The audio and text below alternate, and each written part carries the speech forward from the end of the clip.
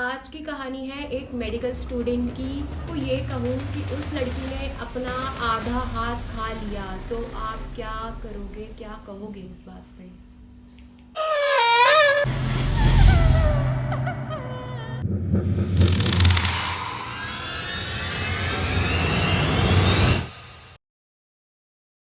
आज की कहानी है एक ऐसी लड़की की कहानी जो कि एक मिडिल क्लास फैमिली से बिलोंग करती थी और उसका सपना था डॉक्टर बनने का। तो आज की कहानी है मेडिकल स्टूडेंट की कहानी, नेहा राठौर की कहानी। अपना धीरे धीरे हाथ खा लिया, आधा हाथ खा लिया और उसके मुंह पर दर्द का एक भी निशान नहीं था। तो आप इस बारे में क्या कहेंगे और क्या सोचेंगे? इसे आप मेंटल इलनेस कहेंगे या फिर ट्रॉमा कहेंगे, जो पहले दिमाग को तोड़ती है उसके बाद धीरे धीरे पूरे शरीर पे कब्जा कर लेती है रूह के साथ। ये कहानी है मुंबई की नेहा राठौड़ की, जो थोड़े टाइम पहले ही दिल्ली से मुंबई के लिए रवाना हुई थी मेडिकल कॉलेज में दाखिला लेने के लिए, क्योंकि वो अपने सपने पूरा करना चाहती थी जो उसने कई सालों से देखा हुआ था। वो बहुत ही ब्रिलियंट स्टूडेंट थी, हमेशा क्लास में आगे रहती थी, हमेशा हर चीज़ में आगे रहती थी, बहुत ही एक्टिव थी चीज़ों को लेकर। मुंबई एक ऐसा शहर जो दिन में सपने दिखाता है बड़े बड़े और रात में उन्हीं सपनों को अंधेरे में डुबा देता है और जकड़ लेता है। मुंबई के बड़े बड़े मेडिकल कॉलेजेस जहां हर साल देश भर से स्टूडेंट्स आते हैं सफ़ेद कोट का सपना लेके, डॉक्टर बनने का जुनून लेके साथ। पर मुंबई सिर्फ मौका ही नहीं देता है, कभी कभी ये शहर सपने भी छीन लेता है, बड़े बड़े सपने तहस नहस कर देता है दोस्तों। उन्हीं स्टूडेंट्स में से एक थी नेहा राठौर, जो कि मुंबई गई थी कॉलेज में एडमिशन लेने डॉक्टर बनने के लिए। उसका सपना था, ये बहुत बड़ा सपना था उसका कि वो डॉक्टर बने आगे चल के। फर्स्ट ईयर मेडिकल स्टूडेंट थी वो और लॉजिकल, प्रैक्टिकल, साइंटिफिक माइंडसेट वाली लड़की थी वो। बहुत ही प्रैक्टिकल लड़की थी, बहुत ही प्रैक्टिकली सोचती थी और अपनी ही धुन में रहती थी, अपने ऊपर ही ध्यान देती थी, ज़्यादा किसी से मतलब नहीं रखती। ऐसी लड़की थी जो भगवान, भूत प्रेत, पैरानॉर्मल, इन सब बातों पर वो सिर्फ मुस्कुरा दिया करती थी, बातों को टाल देती थी, क्योंकि वो मेडिकल स्टूडेंट होके इन सब बातों पे भरोसा नहीं करती थी, कभी से भी नहीं करती थी। नेहा के पापा एक नेशनलाइज्ड बैंक में काम करते थे, मिडिल क्लास फैमिली की लड़की थी वो और पैसा लिमिटेड था उन लोगों के पास। उसकी पढ़ाई के लिए उसके फादर ने लोन लिया था, क्योंकि उनके पास इतना पैसा नहीं था कि उसके फादर खुद पे कर पाए। पर बेटी के फ्यूचर के लिए लोन लेने से भी कभी पीछे नहीं हटे उसके पिताजी। कॉलेज जाने से पहले का दिन घर में थोड़ा भारी था, सब बहुत इमोशनल हो रखे थे। वो अकेली लड़की थी अपने माता पिता की। माँ खाना पका रही थी और पापा एटीएम कार्ड नेहा के हाथ में रखते हुए बोले, बेटा नया शहर है, अकेली हो और पैसे पास में होने चाहिए, ये एटीएम कार्ड हमेशा अपने पास रखना, याद रखना हम दोनों हमेशा तुम्हारे साथ है, तुम्हें कोई भी दिक्कत होती है हमें तुरंत फ़ोन करना वहाँ से। नेहा बोली, पापा आप ऑलरेडी लोन ले चुके हो मेरे लिए, अब ये सब मत करिए। पापा सिर्फ मुस्कुरा दिए, डॉक्टर बन जाओगी ना तो सब ठीक हो जाएगा नेहा, तुम टेंशन मत लो, तुम बस अपनी पढ़ाई पे ध्यान दो, बाकी मैं सब संभाल लूँगा यहाँ पर। जब नेहा हॉस्टल के गेट के अंदर गई तो उसके माँ बाप बहुत देर तक उसे देखते रहे। उनको खुशी भी बहुत थी कि मेरी बेटी अपना सपना पूरा करने जा रही है, वो डॉक्टर बनने जा रही है, मगर आंखों में आंसू भी थे कि अब वो हमारे साथ नहीं रहेगी जैसे पहले रहती थी, क्योंकि अब वो हमसे बहुत कभी कभी ही मिला करेगी। उन्हें लगा उनकी बेटी जिंदगी का सबसे बड़ा कदम उठा रही है आज के दिन का।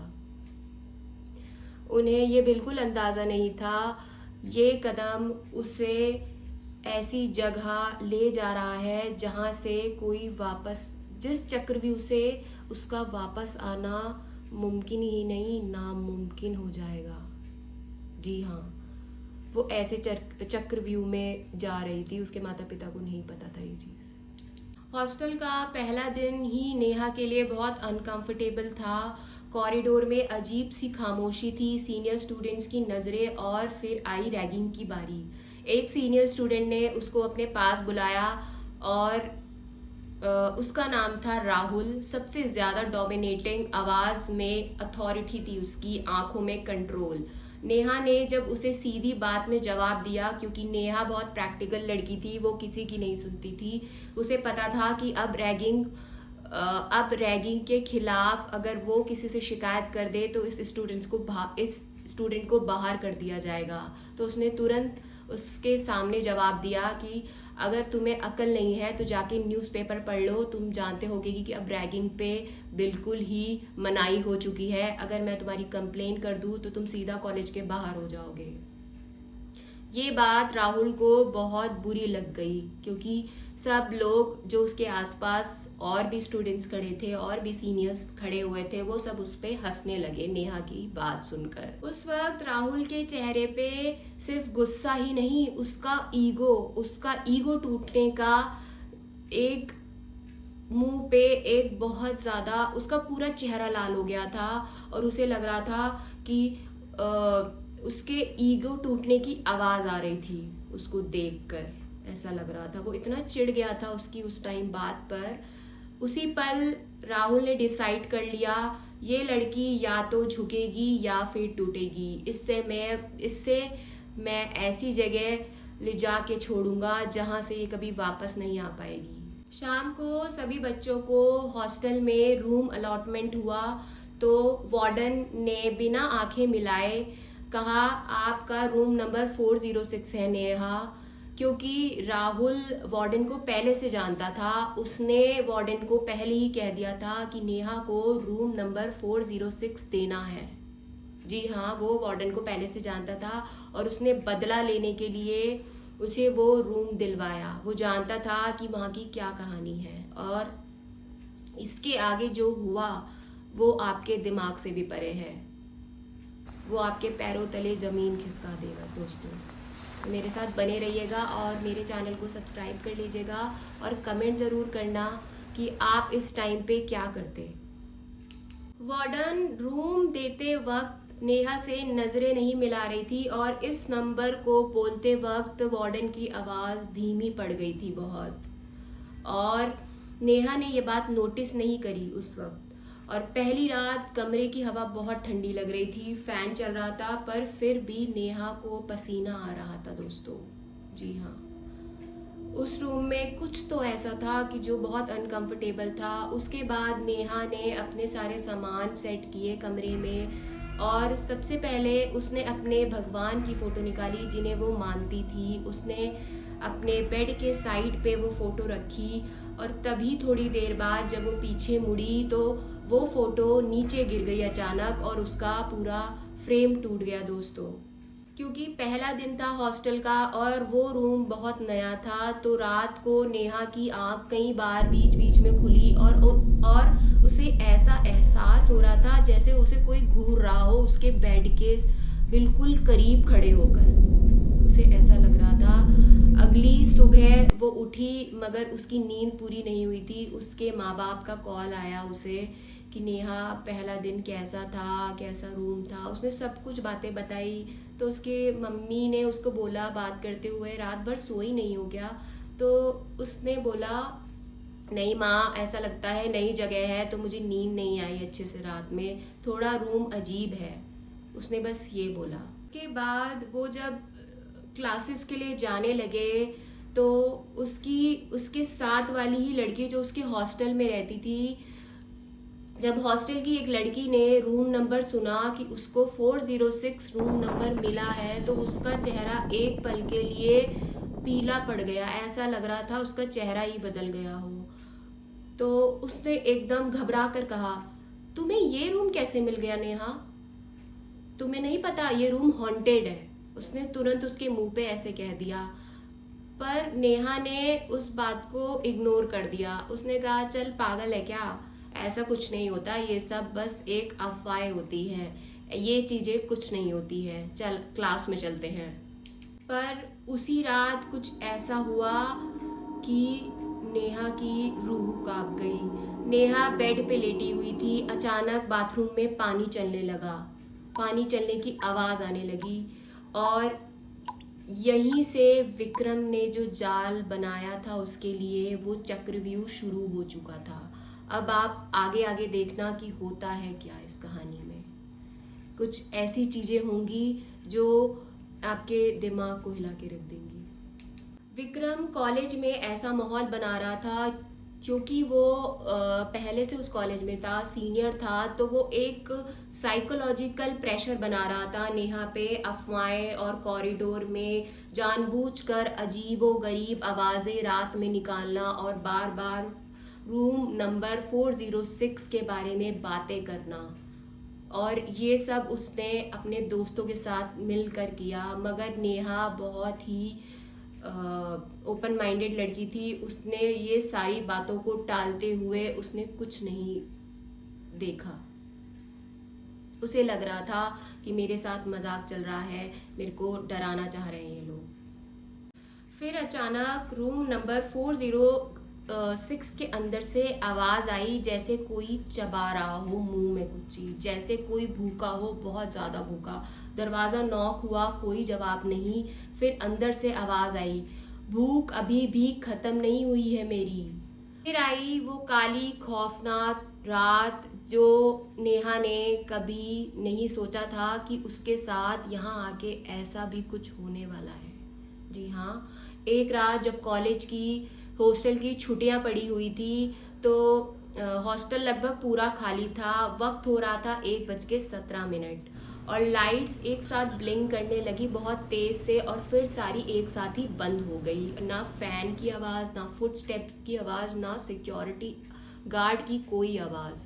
और ऐसा लग रहा था जैसे 406 के अंदर कोई कुछ चीज़ें मुंह में चबा रहा हो, जैसे हम लोग खाना खाते हैं चबाते हैं, उस तरीके की आवाज़ आ रही थी 406 से, जैसे कोई भूखा हो, बहुत भूखा। दरवाज़ा नॉक हुआ, कोई जवाब नहीं था, पर अंदर से आवाज़ आई। फिर अचानक अंदर से आवाज़ आई, भूख अभी भी है, ख़त्म नहीं हुई है मेरी भूख अभी भी। वो आवाज़ नेहा की बिल्कुल नहीं थी। उसके बाद दरवाज़ा तोड़ा गया। नेहा ज़मीन पर बैठी थी, पीठ उसकी दीवार के सहारे लगी हुई थी, आंखें खुली हुई थी, पर उनमें नेहा नहीं थी। वो लग ही नहीं रहा था कि ये नेहा है। उसका हाथ उसके दांतों के बीच में था, उसके हाथ से खून निकल रहा था, पर चीख नहीं थी उसके मुंह में, और दर्द था मगर कोई रिएक्शन नहीं था। हॉस्पिटल में डॉक्टर ने सब ट्राई किया, इंजेक्शंस, सेडेटिव्स, पेन किलर्स, पर कुछ काम ही नहीं कर रहा था उस पर। डॉक्टर ने बताया जिस हिसाब से इसके हाथ से खून निकल रहा था, ऐसे में आदमी बेहोश हो जाता है। ये इतना दर्द कैसे सह सकती है, और कैसे ये इतनी देर तक जगी हुई थी, इतना खून निकलने के बाद भी ये कैसे अपने हाल में ठीक ठाक यहाँ तक आई है। मैं इस पे ये बिल्कुल अनबिलीवेबल इंसिडेंट्स है मेरे लिए। मुझे नहीं समझ में आ रहा है कि आखिरकार इसके साथ, इस लड़की के साथ चल क्या रहा है। अब इस इंसिडेंट्स के बाद ऐसा लग रहा था जैसे मेडिकल साइंस फेल हो चुकी है वहाँ पर बिल्कुल, क्योंकि आखिरी सहारा एक डॉक्टर था, और डॉक्टर ने ही कह दिया था ये केस हमारे बस के बाहर का है। तभी उसके माता पिता बहुत रोने लगे, बहुत चिल्लाने लगे कि डॉक्टर साहब कुछ कीजिए, हमारी नेहा को बचा लीजिए, हमारी एक लौती लड़की है। तभी वहाँ पे कुछ लोग बैठे थे, उन्होंने बताया यहाँ एक पीर बाबा की मज़ार है पास में ही, आप ये सब बातें उनसे जाके डिस्कस करो, वो आपको ज़रूर कुछ ना कुछ उपाय बताएंगे। तब उसके पिताजी उस मज़ार में गए और उस पीर बाबा को हॉस्पिटल में ही लेकर आए।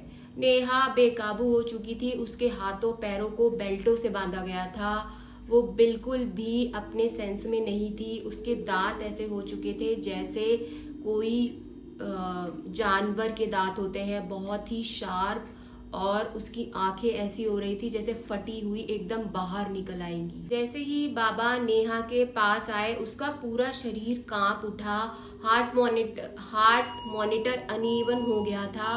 बाबा ने वहीं पूजा शुरू कर दी और फिर उस शरीर के अंदर की रूह आत्मा बोली। और क्या बोले जानते हैं आप? मैं बताती हूँ आपको वो क्या बोली। उसने ऐसी चीज़ बोली कि उसके माता पिता को एक पल के लिए लगा कि हम सपना तो नहीं देख रहे हैं। उसने बताया कि कॉलेज की छुट्टियों के दौरान जब पूरा हॉस्टल खाली था, 3 लड़कों ने, पहले एक वार्डन हुआ करती थी, वार्डन को इसी कमरे में बंद कर दिया था। दरवाज़ा बाहर से लॉक कर दिया था उन लोगों ने, मजाक में। इन लड़कों ने दरवाजे को बाहर से लॉक कर दिया था और वो वार्डन अंदर बंद हो गई थी और उसने बहुत चिल्लाया, अंदर अंदर भूख प्यास से उसने वहीं दम तोड़ दिया। बाबा ने कहा इसमें नेहा की कोई गलती नहीं है, इसे इसका शरीर छोड़ दो। मगर जो आत्मा थी वो बहुत बहुत जिद्दी थी। नेहा के अंदर जो आत्मा थी उसने बोला उन 3 लड़कों को मेरे सामने बुलाओ, मैं उन 3 लड़कों को देखना चाहती हूँ। उसी वक्त नेहा के पिताजी के कनेक्शंस थे पुलिस स्टेशन में, पुलिस से, तो उन्होंने पुलिस वालों को ये बात बताई तो उन 3 लड़कों की सर्च जारी करी गई और इत्तेफाक से वो तीनों लड़के मुंबई में ही थे और उन 3 लड़कों को बुलाया गया हॉस्पिटल में ही, क्योंकि वो आत्मा इतनी जिद्दी थी कि पीर बाबा ने कहा जब तक वो 3 लड़के यहाँ नहीं आएंगे ये आत्मा नहीं जाने वाली, ये आत्मा आपकी लड़की को साथ ही लेकर जाएगी। अब ये आखिरी सच जानने के लिए तब तक मेरे चैनल को सब्सक्राइब कर ले, कमेंट करें और हाँ, कमेंट ज़रूर करिएगा। और आप भी मुझे अपनी स्टोरीज भेज सकते हो, मैंने अपनी ईमेल आईडी मेंशन कर रखी है दोस्तों। तो आगे क्या हुआ, उन तीनों लड़कों को बुलाया गया उस आत्मा के सामने, यानी नेहा के सामने। पुलिस ने उन तीनों लड़कों को ढूंढ निकाला था, जी हाँ, और यहाँ तक भी पता लगा कि वो तीनों लड़के पहले से ही बहुत परेशान थे। वो किसी को कैंसर हो रखा था, किसी का पूरा परिवार एक्सीडेंट में ख़त्म हो चुका था, किसी के बीवी बच्चे नहीं रहते थे साथ में, तलाक हो चुका था। वो लड़के पहले से ही ख़त्म हो चुके थे, जिंदा लाश की तरह जी रहे थे वो लोग। वो जब नेहा ने उनको अपने सामने देखा तो उस आत्मा की आंखों में आंसू आ गए, क्योंकि वो इतना गिड़गिड़ाई थी बाहर आने के लिए कि वो अंदर ही तड़प तड़प के मर गई भूख और प्यास के वजह से। उन लड़कों ने रो रो कर, हाथ पैर जोड़कर उस आत्मा के सामने प्रार्थना करी कि हमसे गलती हो गई, हम रोज इस गिल्ट में मरते जा रहे हैं कि हमसे ऐसा काम हुआ है, हमें माफ़ कर दो। और फिर भी वो आत्मा नहीं मानी, उसने नेहा को बहुत जख्म देने शुरू कर दिए। फिर पीर बाबा बोले कि ये बच्चे तो पहले से ही ख़त्म हो चुके हैं, इनकी ज़िंदगी नर्क बन चुकी है, इसमें इस बेटी का क्या दोष है, इसको छोड़ दो क्योंकि ये मासूम है, ये भी तुम्हारी ही तरह उस कमरे में रहने गई थी, इसको कुछ नहीं पता, इसका शरीर छोड़ दो बेटी।